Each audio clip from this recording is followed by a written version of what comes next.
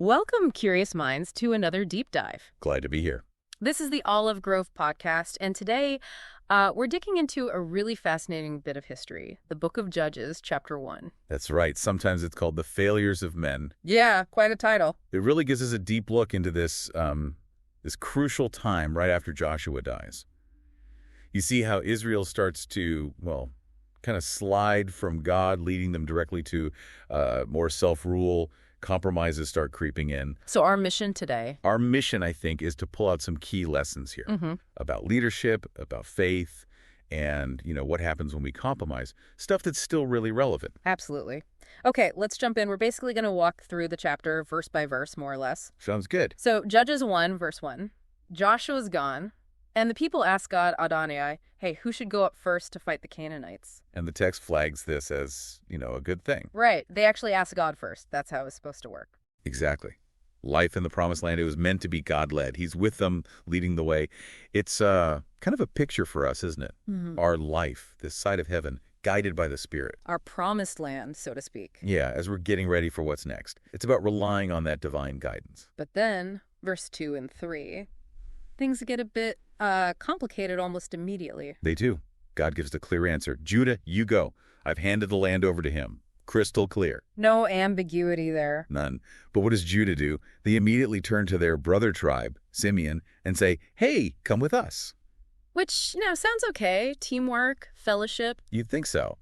But the text is pretty blunt. It says this wasn't good because, and this is the key phrase, they did not trust in God. Oh, wow. So even asking for help can be a lack of trust if God's already given the word. Precisely. It raises that question for us, doesn't it? How often do we get a clear word from God, maybe through Scripture or the Spirit's prompting, and then we immediately look for human confirmation or human strength to back it up?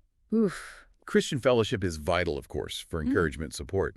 But our actual strength, our ability to, walk this path faithfully, that comes from Him, relying on human strategy over His promise. It's a subtle shift. A dangerous one, it seems. It sets a precedent. Okay, so despite that shaky start, they do go forward, Judah and Simeon. Verses 4 to 7 talk about a big victory. A significant one. 10,000 men killed, and they capture this king, Adoni-Bezek. Right, and this is a really wild part. This Adoni-Bezek, he wasn't just any king. No, he was a major player. Apparently, he defeated 70 other kings before, and he had this brutal signature move. Cutting off their thumbs and big toes. Yeah. Horrifying. Truly. But here's the kicker. When Judah captures him, they do the exact same thing to him. And his reaction? It's stunning. Yeah. He basically says, yep, I had this coming. God has paid me back. He explicitly recognizes the God of Israel, the one true God, is behind this justice. A pagan king acknowledging God's direct payback. It's powerful.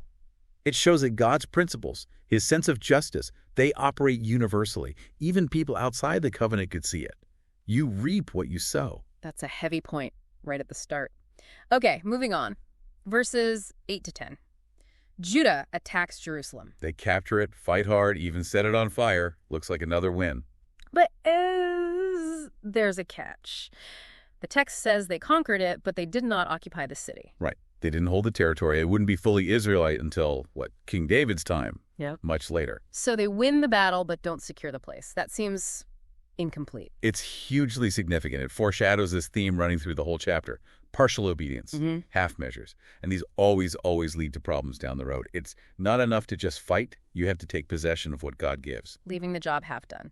Okay, verses 11 to 16. This is the bit with Caleb and Othniel and Achsah. Yeah. Caleb offers his daughter Achsah to whoever captures the city, Kiryat Sefer. Othniel, his relative, pulls it off. And then Achsah, Othniel's new wife, she goes to her dad, Caleb, and asks for more land, specifically land with water springs. And Caleb gives it to her.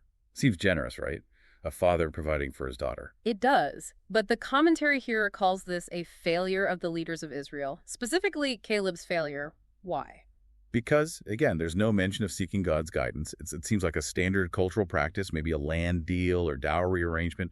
But the point is, did Caleb stop to ask God, is this your will? So even doing something seemingly good or culturally normal can be a failure if it bypasses dependence on God. It's about the heart attitude. Is our first instinct to rely on human wisdom, tradition, our own judgment, or to turn to Him? It's subtle. Very subtle. Okay, verses 17 to 18. Judah and Simeon keep winning, taking Philistine cities, securing trade routes. They seem pretty powerful. They definitely had momentum.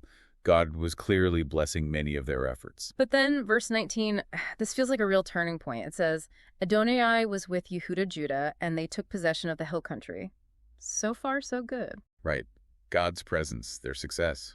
Because they could not drive out the inhabitants of the valley, since they had iron chariots. Ah, there it is. The big but. The iron chariots. This is crucial. This is the explanation given for Judah's failure to completely obey, to take all the land God promised. They hit an obstacle, advanced military tech for the time, and they stopped. Even though God was with them. Exactly.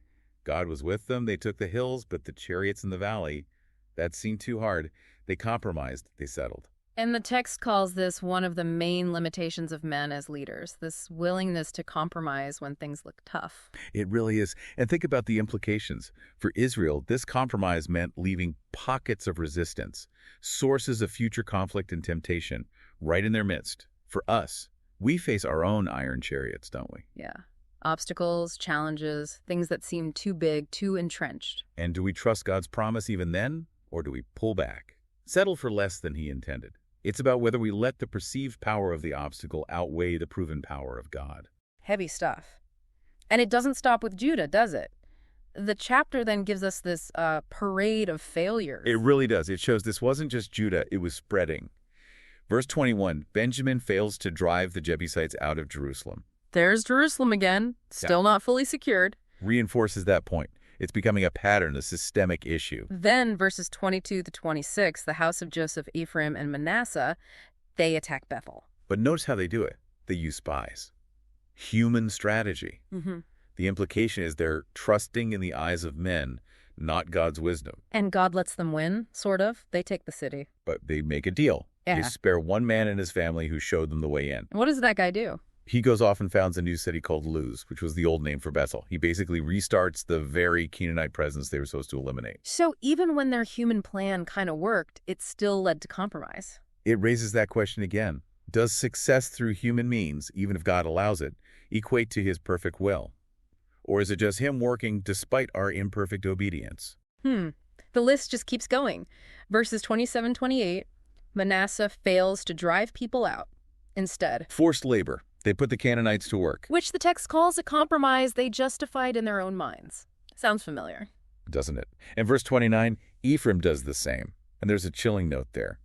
Ephraim would be the first tribe to really fall into idolatry. Wow, the connection is right there. It's stark. And then verses 30-33, it's like rapid fire. Zebulun, Asher, Naphtali, same story. Didn't drive them out, lived among them, put some to forced labor. They probably thought they were doing okay, right? Managing the situation. Probably. Maybe they saw it as practical, even victorious in a sense. But it wasn't the total victory God commanded. And a consequence. Living among the Canaanites, adopting their ways, it says it would come back to haunt them. Idolatry was inevitable once they started compromising. Small steps lead to a huge fall. It's relentless. And it ends with Dan, verses 34-36. What happens there? It's almost the reverse. The Amorites actually pushed the tribe of Dan back into the hill country. They couldn't even hold their ground in the lowlands. So the Canaanites are setting boundaries inside the promised land. Exactly. The failure is so complete by this point.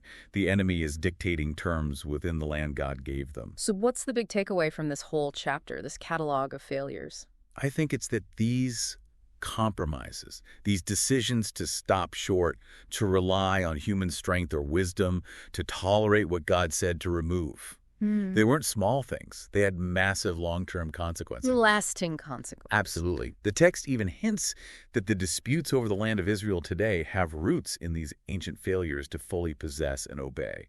What isn't dealt with properly just festers and grows. That's sobering. It really shows how human failure, even with God's help nearby, can just cascade. It does. And the lesson for us, for you listening, it's got to be about radical trust. Complete trust in God's word, his strength, even when things look impossible, like those iron chariots. Resisting that urge to compromise, to settle for partial obedience. Because the long-term cost is just too high. Relying on ourselves or human counsel over God's clear direction, this chapter shows where that leads. You know, thinking about God's faithfulness despite human failings reminds me of something. Oh, yeah. Our friends at Enduring Freedom Ministries, EFM, they've put together this book called Misfits for Jesus. Ah, yes, I've heard about that. It's basically true stories, accounts of people experiencing Jesus in really powerful, sometimes unexpected ways. It's such a good reminder that God is still working miracles, still reaching people, even in our messy world. That sounds incredible. Yeah. Like echoes of the divine power we see or should have seen more of back in Judges. Exactly. If you're interested, you can find Misfits for Jesus, true accounts of people experiencing Jesus on Amazon. It's really encouraging stuff. Good to know. And speaking of EFM and tangible faith and action, they're actually working on something really significant right now, tying back to the very land we're discussing. They're aiming to establish a food pantry in Jerusalem. Wow, in Jerusalem itself. Yes, to support people in need right there in that historic, crucial city. It feels like a beautiful way to, counter some of those ancient themes of failure with modern acts of faith, provision, and obedience to God's heart for the vulnerable. That's fantastic. So if folks feel led to help with that, how can they? They can check out the Enduring Freedom Ministries website. There's info there on the Jerusalem Food Pantry Project and how people can donate or get involved. It's a practical way to make a difference. Definitely worth looking into. Okay, so wrapping up our dive into Judges 1, any final thoughts? Just that core lesson again. Trust and obey. Fully don't settle. Right. So here's maybe a provocative thought for you, the listener, to chew on. The Israelites had a literal promised land. God told them, take it, it's yours, drive everyone out. Clear instructions. What's the promised land God has given you? Maybe it's a calling, an opportunity, a spiritual inheritance. And where are your iron chariots? What are those things that seem too big, too scary, that make you want to stop short, to compromise, instead of fully stepping into what God has for you? And remember what Adoni Betzek said. God has paid me back in accordance with what I did. That principle of consequences. How does that play out in our own choices, our obedience, or our lack of it? It's a powerful principle to reflect on.